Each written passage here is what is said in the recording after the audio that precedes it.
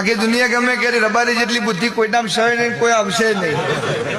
એનું કારણ રાજા સાહેબ એવું કીધું, સતવાળી માતાઓ હતી, સતવાળી માતાઓના ભુવા હતા.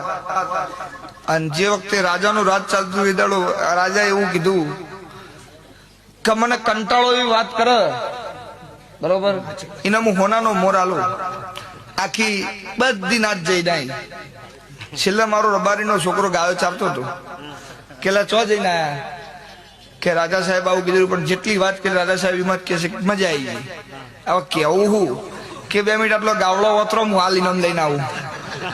એટલે કે તારો લુગડોનું ઠેકાણું નહીં, તું જેટલા દાડાથી નાયો નહીં, તને ખબર નહીં, તું ઇનામ લઈને આવે કે ઉભા તો રહો. અને રાજા સાહેબ ના જોડે કે રાજા સાહેબ એક બહુ મોટું ઝાડ હતું વડલાનું, અને એના ઉપર એક હજારો પક્ષી બેઠા હતા. અને શિકારીએ બંદૂકનો ભડાકો કર્યો, એક પક્ષી ઉડી ફરર ફટ, અને ફરર ફટ ફરર ફટ થોડી વાર ચાલુ રાખ્યું. એટલે રાજા કે આગળ તો બોલ કે સાહેબ ઉડી તો રવા દો. એટલે પેલાને ખબર પડી કોનો ઉડી નહીં ને આપણી વાત પૂરી નહીં થાય, એના કરતા મોર લઈને કે પણ એ મારો રબારી કરે, ગમે કરે, દેવને લડવાય ખરો. પેલા કગરીને એમ કે ભુવાજી માતાજી તમે કયો ને 1 કરોડ કયો ને કે 1.5 કરોડ આલવાના, પણ ઘેર હેડો.